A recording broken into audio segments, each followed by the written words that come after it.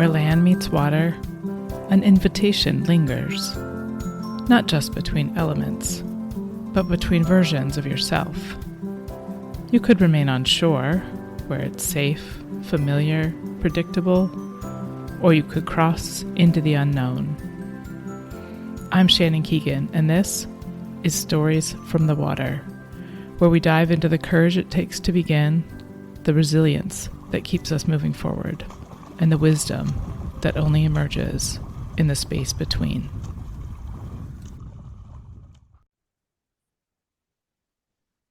All right, I'm here with Claudia today. And Claudia, tell me, what's your story? So I've been a swimmer all my life. My parents put a pool in the backyard, and then I've just been in the water ever since. Never really competitively, took some classes in college, but was never in my competitive nature to swim. I raced mountain bikes, Mm-hmm. but have just swam for fun, did some triathlons, did the Donner Lake swim, which is a race here a lot of people travel in for. And it was during that race, actually, the second time I did it, I just did it for fun. I wasn't racing. And I remember swimming out and realizing I had paid $95 or something to swim in an open water race and get kicked in the face. And I was like, why am I doing this? And then a friend said, you should just swim around Tahoe. I was like, well, that's an interesting idea. And so got my friend who I do most of my adventures with, and we swam around the circumference of Tahoe. Did 21 legs, could definitely be done in fewer than that. But we had some setbacks. Little global pandemic was going on, breast cancer, big winter has colder water temperatures, but we got it done, and it was amazing. Every day was totally different. And I don't know if you've ever swam in Tahoe, but it's an incredible body of water. Some of the deepest waters you swim, you don't go right over the deepest part, but it's the rocks and the fish and the rock jumping, and the logistics to get out there is half the fun, because you have to set up your shuttles, and there are large sections that are private. So there may have been a couple trespassing incidents. Not too many, but, had friends with private gate codes that got us into different places, and Oh, nice. And big hikes down and hikes out. And it was a blast. We had a really good time. Yeah. And so we now wanted to go around Donner, which is really easy access, but it's probably gonna be just over 7 miles, which is kind of long. So we tried it last year and the wind picked up, so we had to jump out. But we'll go again this summer to try to go around Donner. Yeah. Tell me a little bit more about I've done the Donner Lake crossings when I first moved out to the West Coast in I think 2013 or 20, a couple times in the 10 years ago or so. And I always really like that one. I think it was one of my earlier like lake crossings where it's like you can see the orange banner on the other side. Oh yeah, right? It's like 2.5 miles. Yeah. Yeah. And yeah, it's interesting because even though I think there's definitely people that are racing it, it always felt spacious to me, just because there are people that are, trying to get in there and make their own space. Yeah. But yeah, anyway, so it's interesting to me that's what pushed you out. You're like, okay, I don't need to compete. I'm just going to go swim around Tahoe. So you must live near Tahoe? Yeah, we live in Truckee. Okay. Yeah, okay. So where Donner is. And we still swim the length of Donner, just not with that Donner Lake swim. We actually, the best time to do it is a full moon at night. Oh, that sounds amazing. That's super fun. Yeah. Yeah. Yeah. We put solar lights in our buoys. And then my husband will paddle along with us. Oh, yeah. I need to come up for that. That sounds awesome. Yeah, there's actually a group that does it. I've never been able to hook up with them, but they do I think 3 full moons in the summer. I think it's July, August, September. I think they do the full moons. And they start at West End Beach, and then swim across. Yeah, Yeah. cool. So take me back to planning for the segmented. So you decided to do the circumference, so like around the edge of Yeah. Tahoe. So how did you just? I mean, like you said, there's all these things that have to go into it. How did you decide lengths and days and walk me Um, through it? so we kind of learned as we went. And like first day, the first day I started on my own. I was doing it with my friend Wendy Cronkite. But I can't remember why she wasn't with me on the first day. But we started at Taylor Creek, which is there's lots of tributaries in Tahoe, but Taylor Creek's kind of the big main one where the salmons run. Mm. Salmon runs. And so we started there. There's a big, beautiful beach, and there's a view of Mount Talac, and it's just a gorgeous spot and easy access. So I got in there, and then my husband and daughter paddled along. Or no, they went to where I was going to get out and paddled back towards me and met me, Okay. which often can be a good logistics solution to have Yeah. towards you. Because otherwise you're like, they have to go out and back and get the car. And so we finally learned and it's like, oh, it's better if they go to where you want to get out and paddle towards you. Yeah. And then, so that one I did on my own. And then, we would just look for, the, um, the public beaches, public access Hmm. of where we could get in. There's actually a map. I'll send you a picture of it. Yeah. There's a map that shows, access points because a lot of people kayak it Hmm. or paddle it to some degree. And so they show where the public access points are there, but you can kayak a lot farther than you can swim. So, so you have to find ones in between those. But we would just find public beaches. We know a lot of the North Lake. She lives on the West Shore. I live north of the lake. So South Lake was kind of the challenge for us. And South Lake Tahoe was weird. Like Tahoe Keys is gross. If you Tell look me more. if you look at the aerial of Tahoe, it's all beautiful blues and turquoise colors. But Tahoe Keys is this developed community in South Lake Hmm. where everybody lives on docks and piers and kind of this creative Interesting. marina area. If you go in there and you feel like you're in Florida, like Huh. it's weird. It doesn't belong in Tahoe. And then they have two access points for boats, and they all have plants and lawn and everything. And so you see all of the nutrition coming out into the lake, and it's this big like alluvial fan almost into the water, and it's this not a nice green coming Hmm. into the lake. And so swimming through there, you see completely different vegetation that should not be growing in Lake Tahoe. Oh, wow. And it's weird. And then there's like boat traffic, and it was just like we went early in the morning and we're like, we just got to get through here and get this done because it's weird and gross and I don't even want to be in this water. And you go through and you can like smell and taste the fuel from the boat. Mm. Like, Hmm. so that was the worst one. Uh, Yeah. so you just, one of those things you just got to keep your head down and go. Yeah. But then there was Dead Man's Point is over by Glenbrook, which is a gated community. And sorry, my dog really wants to go out.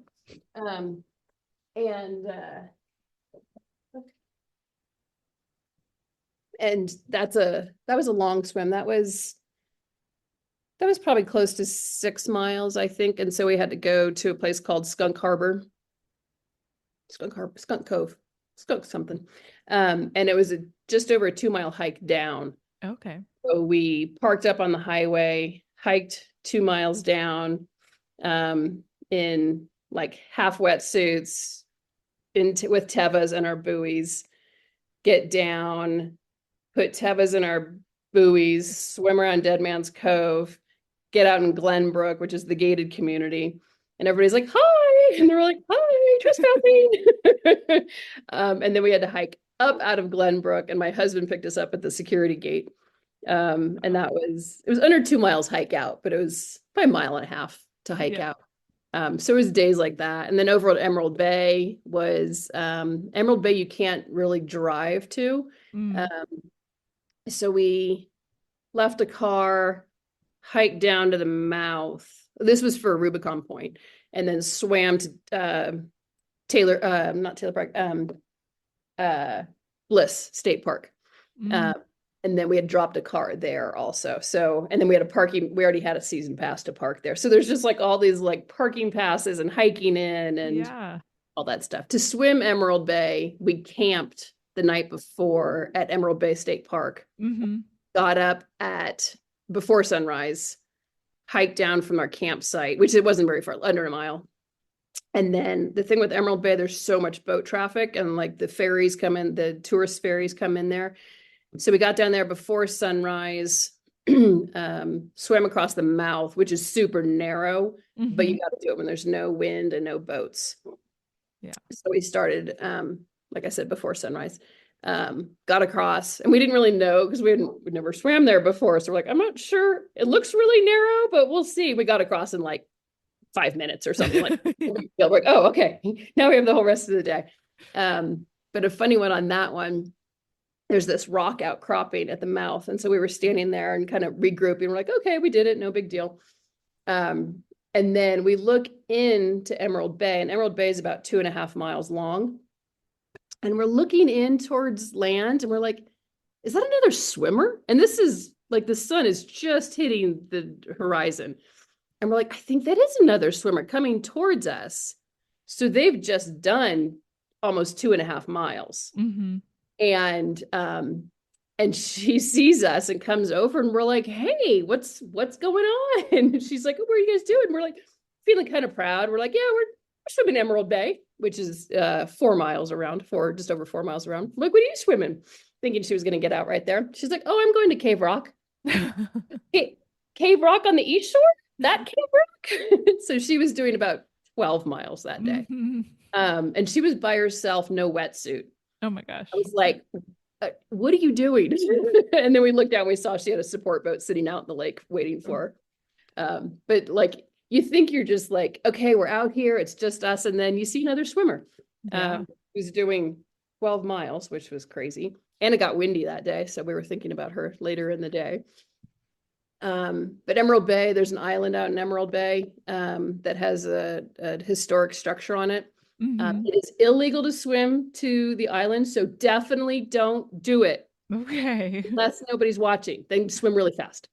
And so we swam out to the island, went around it, ran up to the top, took pictures, ran back down, and kept on our way. This last fall, we went out with a friend, and we brought tea. It's called the Tea House. It's the historic, the owner of the woman who built the tea house and the mansion in Emerald Bay. That was where she would go out and have tea. And so this last fall, we went out just for the day and made tea and brought it with us. And we swam out and had tea in the tea house. Nice. So it was very nice. That was very fun. But we didn't really go in order overall. Started at the mouth, finished in Tahoe City, where the Truckee River starts. So started at the main inlet and left at the only outlet. Cool. Or finished there. Had friends join to swim different legs. People paddled along. Our last day, we had a bunch of friends show up, and we had a breakfast. It was during COVID, like summer. It was July of COVID, and so we had like breakfast sort of spread out on different picnic tables and everything, and nobody was standing near each other, so it was kind of funny. But it was great. Just the logistics was challenging and fun, and some got canceled because the wind picked up. And one day, the day we were doing Dead Man's Point, which is that long one to the private one, which took a lot of planning, we get there and we open the car, and Wendy's looking around, she's like, I forgot my wetsuit. Oh. I was like, oh no, I have extra caps and I have extra goggles. I don't have an extra wetsuit. Yeah. So we had to call her husband, met us, came back, and still went that day. But there's just those little things, she left it hanging on the door on the way out. Yeah. So just all sorts of fun adventures. And then there was always like go out for a nice big breakfast or something wherever. Our shortest day was a mile. It was on 4th of July. And it had been a big winter. And so the water was so cold still at 4th of July. We had full wetsuit, everything. And we were just shivering, and we're like, okay, we're getting out. All we could do was 1 mile, and even that seemed like too long. Yeah. So you So just what got to did you be. do on a day like that where you like kind of shorten your route? You just like did you come back where you left off and start again or No, we dropped a shuttle. So I oh, live in the north of the lake, and she's over on the west shore. So we could often, like, one of us drives one way and goes the other way, and okay. we drop a car somewhere. So that was super short. We probably could have walked back. But it was 4th of July, so it's crazy up here in 4th of July. Yeah. So that was speedboat to, I think, Kings Beach. Hmm. Um, so it was just so cold, and we just, because we could check the water temperature before we even leave the house to see what we're dealing with. Uh, Yeah. and just got that, just we felt like we wanted to get started because it was, Mhm. early in the year. And sometimes you just, on swims like that, you just got to do what you can. And you have to be flexible. Like, you've got to be, like, okay, that one was 1 mile. We did another one that ended up almost 7 miles. Mhm. And you can't, like, there's no calculations out there. It's hard to look up ahead of time how long Mhm. your swim's going to be. Yeah. Because if you're hugging the shore, you can do, on Google Maps or something, you can do a straight line, but you can't do the wiggly shore Mhm. if you're doing the whole shore. Yeah, it's a lot more it takes a lot more time to do each Yes. like inlet and stuff Yes. like that. Yeah. And then you don't always swim that way. Like, sometimes you're like, oh, it's over there. Oh, I'm gonna go jump off that rock. And we did have an unofficial rule that if we came across a private raft out there, like, people anchor their big floaty things out there, that we had to climb up on them and jump off. Um, and they all say no trespassing, don't touch. And those are the better ones that you climb up on. I think we only got yelled at once. There was when we climbed up on we both climbed up on West Shore. And it was towards the end. We had done Sugar Pine Point, and someone had one of those big blow up things. And we climb up, we're bouncing around on it. There's no homes right there, so we knew we weren't going to get in trouble or anything. And there was, it had one of the little ladders that you go up and the slide coming down it. And I go to climb up, and my leg cramps, Oh no. fully cramps, fall off the ladder, bounce on my back Oh my on the gosh. raft, and then bounce into the water. And Wendy is like dying of laughter, like can't stop laughing. I'm in the water trying not to laugh and drowned and all that. And then sure enough, there's a boat out there who saw the whole thing, Oh my gosh. like honking the horn, laughing at us, laughing at me. It was very funny. It was. And I was like, okay, time to get out. Yeah. Did you say how many seasons did you say it took did you do it all in one? We Or is it- started August 19th. Um, and then let me see, August 19th, 2018.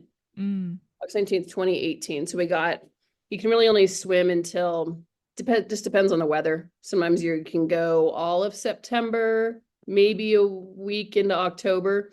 I can't remember how many we did um, the first season, but we started August 19th. We probably got maybe 3 or 4 swims, because we were both working full time. So we were Mm. only going on weekends, and she was off on Sunday, Monday, and I had Monday through Friday. So we only had Sundays to swim. um, Unless there was no wind, then we could do evening and, all those things. So August of 2018, then we swam all of 2019 summer, and then finished early 2020. I think it was July of 2020. Wow. We finished. Yeah. That's pretty Yeah. I was cool. diagnosed with breast cancer in February of 2018. Oh So my I gosh. had lumpectomy a month later, and then I had radiation into July. And so I had to wait a month to recover from radiation Oh my gosh. before I was allowed to get back in the water. But you just went back in. Just go for it. Went back. Well, I waited a month. So radiation finished mid-July. So I did wait that month. So that's why we didn't start until August 19th. Yeah. Yeah. Oh man. How long had you been planning it? before your diagnosis? Like, had you been?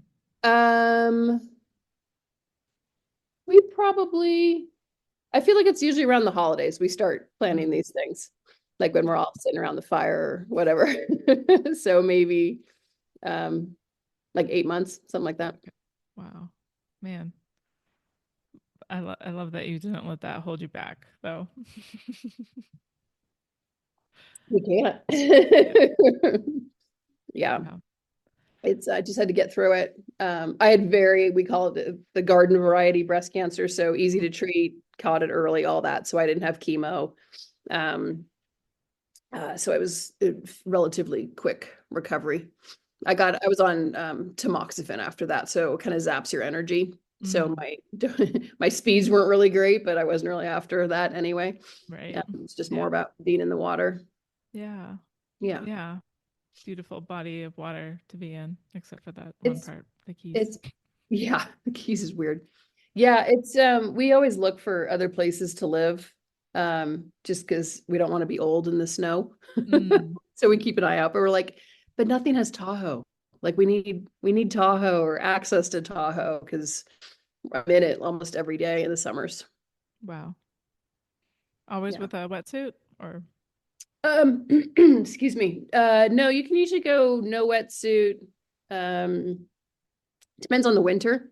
We hardly have any snow right now, so it might be a good swimming summer. oh, interesting. Um, um, so usually mid-July through August, you can go Mm, no wetsuit. yeah, yeah. Are you familiar with the Lake Tahoe marathon swimming group? Hmm. Yeah, Yeah. yeah. They take Yeah. people, and then there's a couple pilots that take people across the length and some other routes Okay. around Yeah. with usually without wetsuits. I guess there's always some people need wetsuits, whatever it Yeah. takes. I guess, right? It all depends on where you are. Different parts of the lake are completely different temperatures also. Yeah. Do you know the coldest temperature you've tackled? I don't remember. Yeah. Yeah, we have caps and, neoprene caps and booties. Mm, Sometimes they get in the way though. I don't know. yeah. Yeah, Yeah. they're annoying. Obviously rather swim without. I swim, if I don't get in Tahoe, Donner is much closer to my house. So you can swim Donner without a wetsuit, pretty much all July, all August, and a good chunk of September, depending on the Mm, weather. So no wetsuit is Donner almost all season. yeah. What's the coolest thing you saw in your circumnavigation of Tahoe?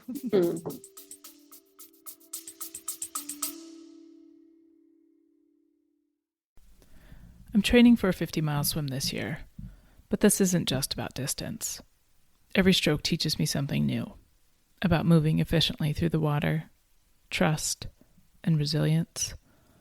I want to share these lessons with you. Want to explore them together?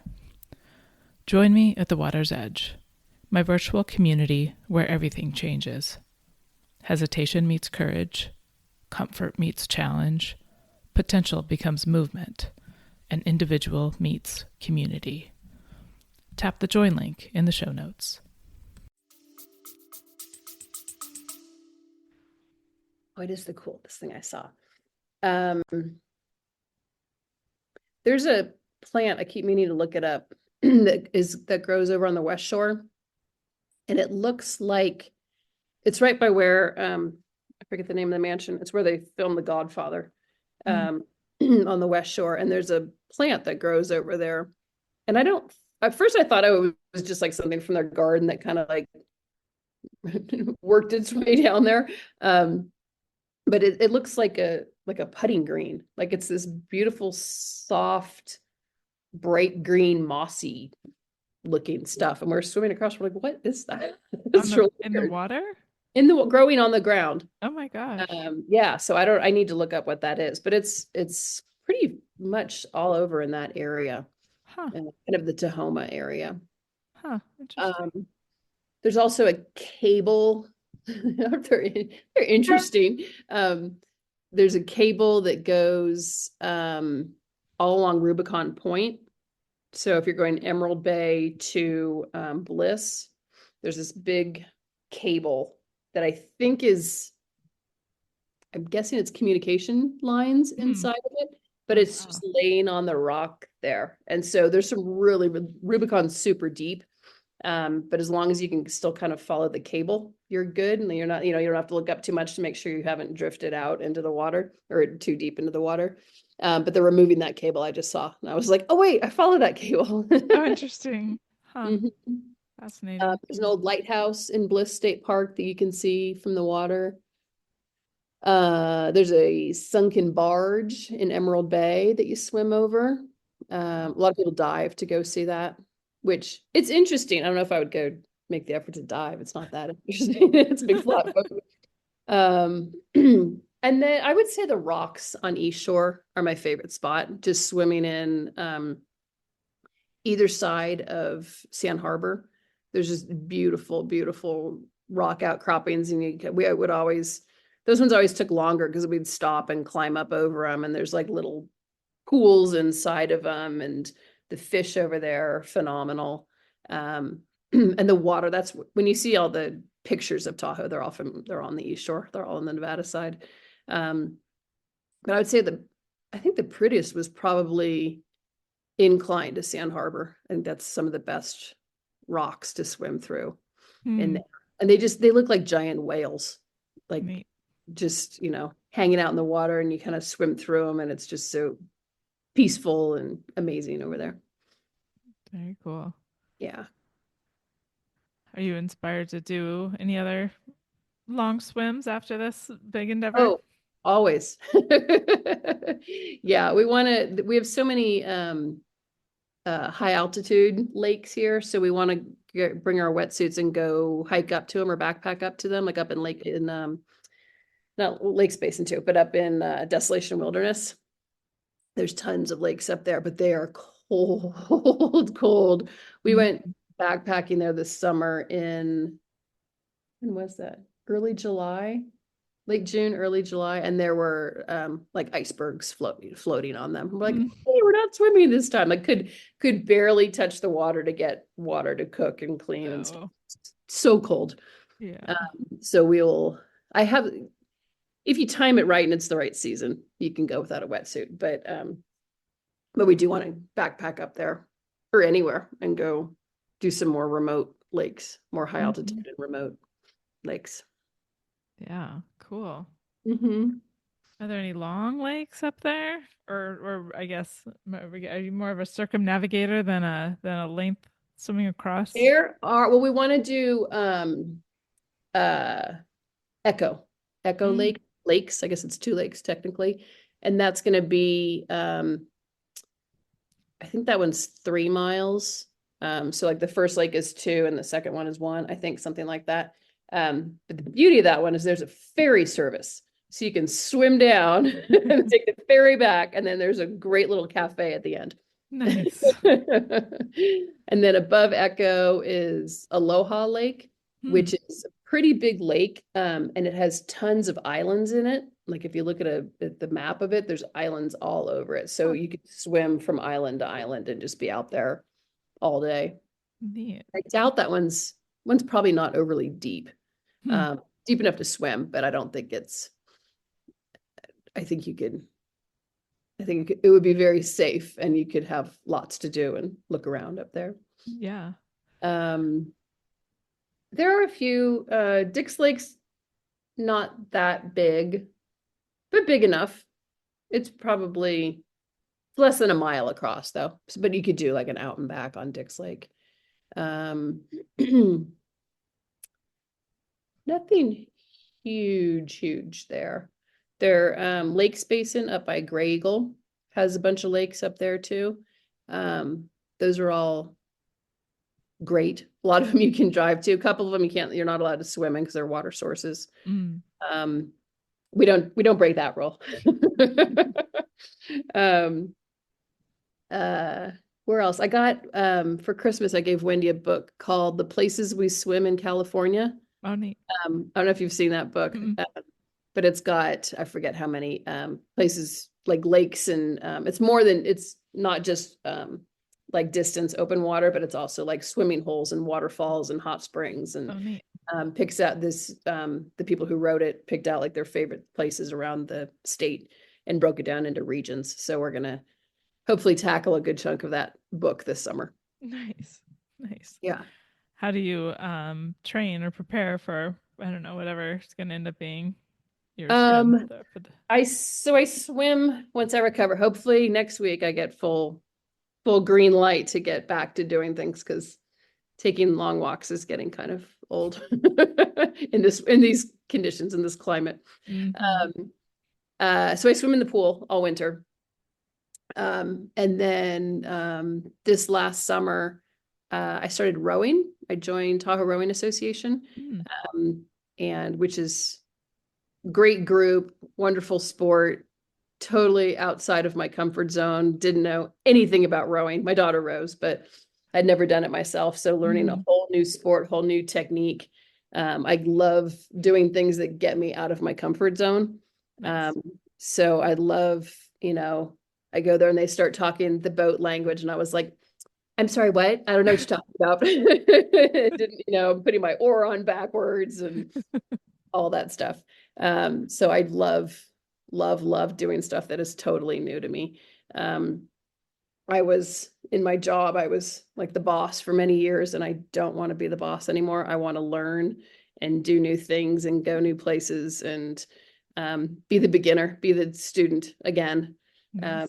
I love it's refreshing and exciting, and There's some neat, I think, crossovers with rowing and swimming. Like, Mhm. I mean, if the like posture, technique, and then there's like the cadence and like stroke length, like I think there's some lessons that can be learned for swimmers if Yeah. they tune into the rowing versus, just meters and miles and, Uh, speed. I think that there's, a lot that can be gained from that yeah. building that awareness and of our stroke. hmm Yeah. The boaters and the swimmers, we just read the book Breath. You read Breath by Mm-hmm. James Nestor. Mm-hmm. So while we have a book club that we started it with a certain group and it kind of fell apart. So we've restarted it with rowers, Okay. and Wendy, my swim partner, is one of them. And so we'll meeting next week, and Breath is our first book. So we have a hopefully rowing/swimming book club.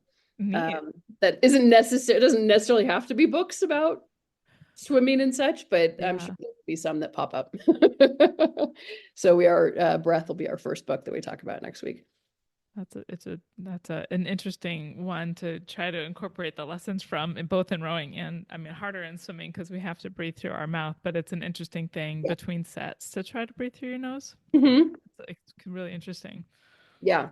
Yeah. One of our rowing coaches is all about that book. Like he's like every time we're going super hard. He's like, just your nose. I'm like, oh my gosh, I can't do that. It's hard. It's really As I hard. have the excuse that I'm a swimmer. I have to at least exhale out of my mouth. Oh Um, man, that's but yeah, funny. it's super fun, like all the different techniques of that are discussed in that book and kind of diving into all those different approaches and Hmm. how it affects everything. It's Yeah. incredible. Yeah. Very cool. Yeah. Other than you mentioned the wind several times, was there any other inclement weather or anything that thwarted your Tahoe circumnavigation? Wind is the big one. Yeah. And then if it's a big winter, we've got runoff, late Right. into the year. So that just keeps temperatures down, which it's just not fun. I mean, you put it all on, all the clothes on, but it's just not fun. And so wind is really the only thing. We hit some pretty big waves on two different legs. But you're swimming around. So, worst comes to worst, you just get out like and bushwhack up the hill. We never had to do that, but we just stay closer to shore on Mm-hmm. those days. But wind, we don't really get much rain here. We go first thing in the morning. If we get rain, it's in the afternoons, and we don't swim in the afternoons. Mm. Wind. And so that's really the only thing. And then late or early winters. Yeah. Really the only thing. Oh, smoke. Smoke is always Yes. a fun factor in this Mm-hmm. part of the Yeah. country too. Yeah. Yeah, there have been a few where it's perfect conditions, but your AQI is 150 or something. So you just can't even go in the pool in those days. Right. Yeah. Yeah. Yeah. The Mhm. same thing up here in Southern Oregon. Yeah. What about I guess you said your longest day was like 7 miles. Would you ever do you aspire for any more like longer distances, or is it more about where you go, like going to a new place and doing a new thing? We would definitely go longer for sure. Um, but I think the main priority is going to cool places.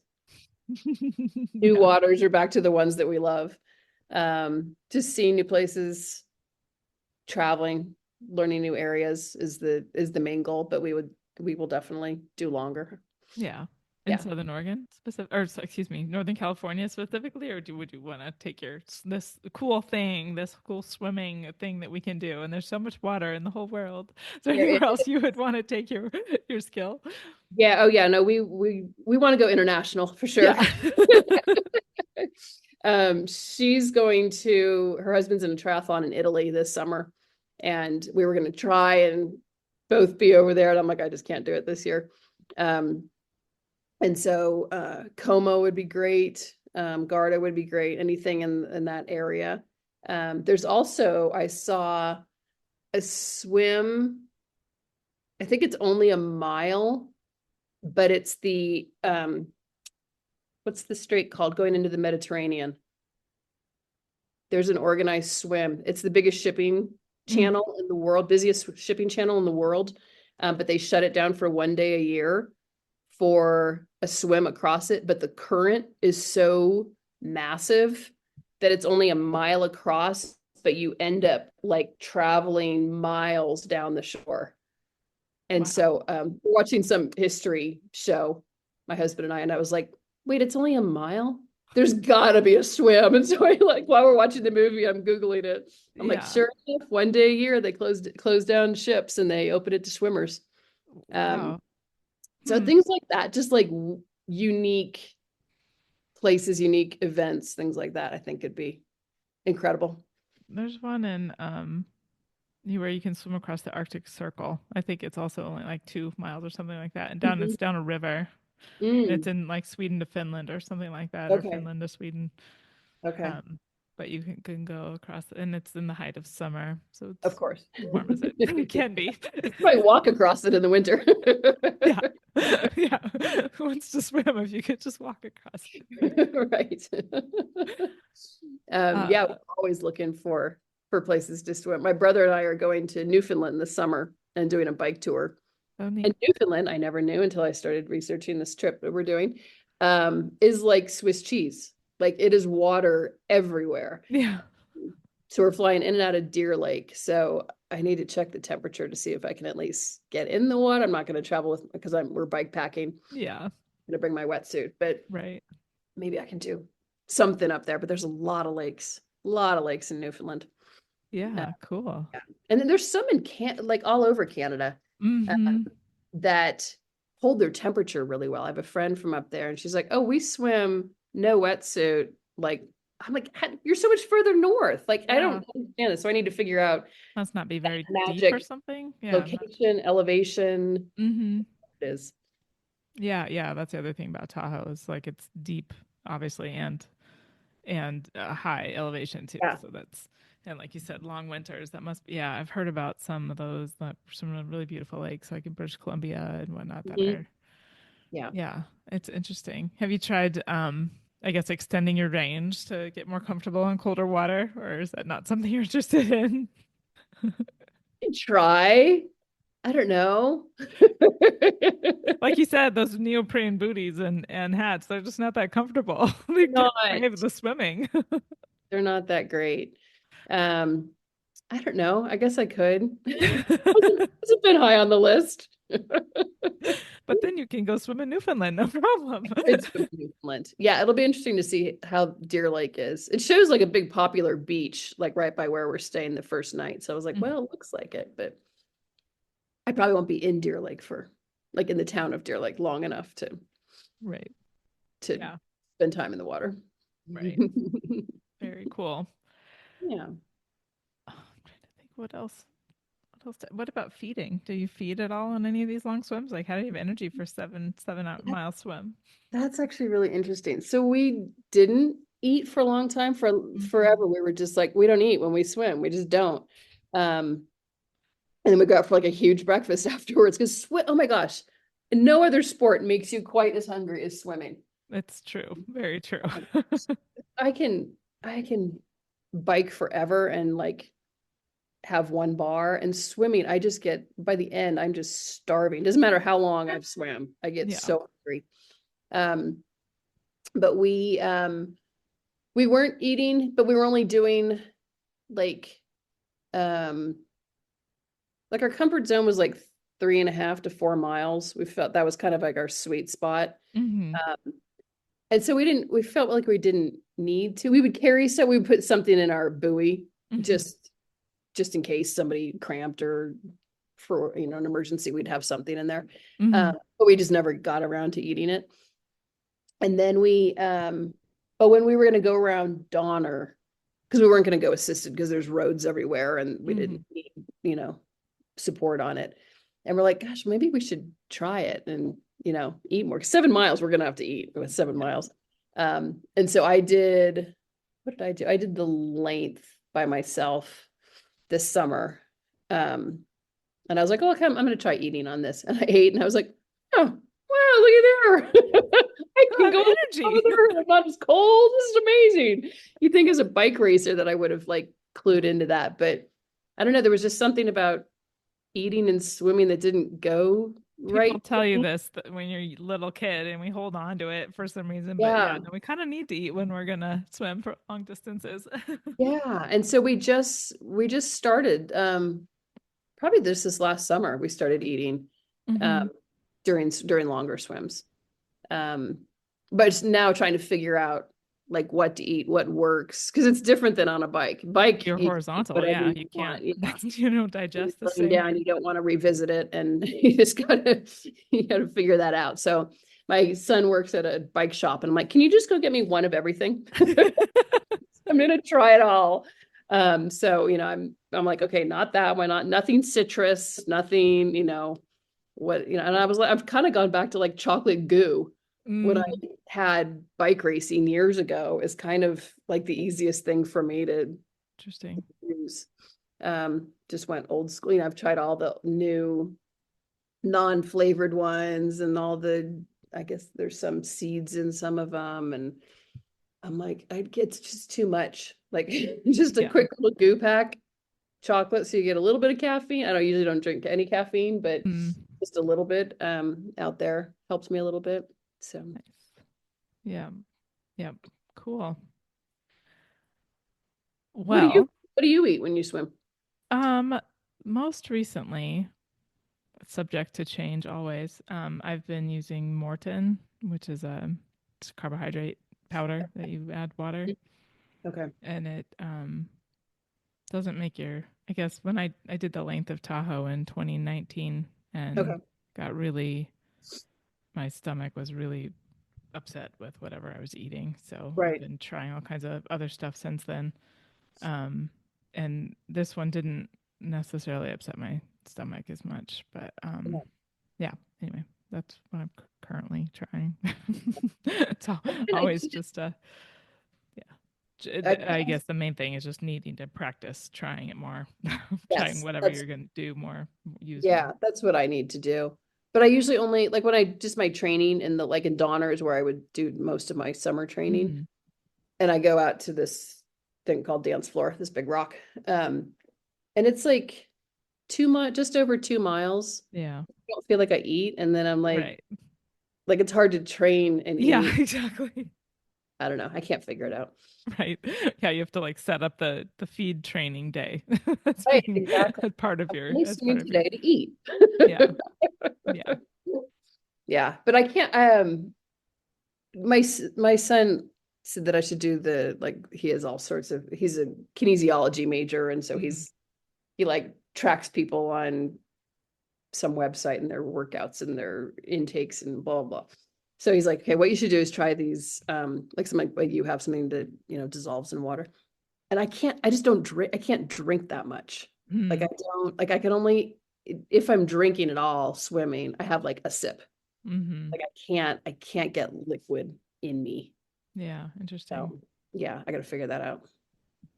Yeah. Like I see people at the pool who are just like downing half a water bottle. I'm like, how do you do that? Oh my gosh. Yeah, I don't know if it's a trained thing or what, but Yeah. yeah, or if you don't, I mean, if your swims aren't as long, then I guess it's not something that you need to worry about Hmm. until you do something longer, and then you kind of got to figure it out. Yeah. Maybe they're not flip turning. I should pay attention to see if the Yes. people taking the water or not, if they're flip turning or not. That might be it. Yeah, very cool. Thank you for sharing your story with us, Claudia. I Sure. appreciate it. Yeah, my pleasure. I like your website. Oh, Checked thanks. it out. Yeah. I hope you enjoyed today's episode. If you were inspired by even just a moment of this story, please share it with a friend. You never know what might push someone out of their comfort zone so that they can find out what they're capable of. And please leave a review with your podcast provider. It truly helps others discover the raw and honest stories of these amazing endurance swimmers. Thanks for listening.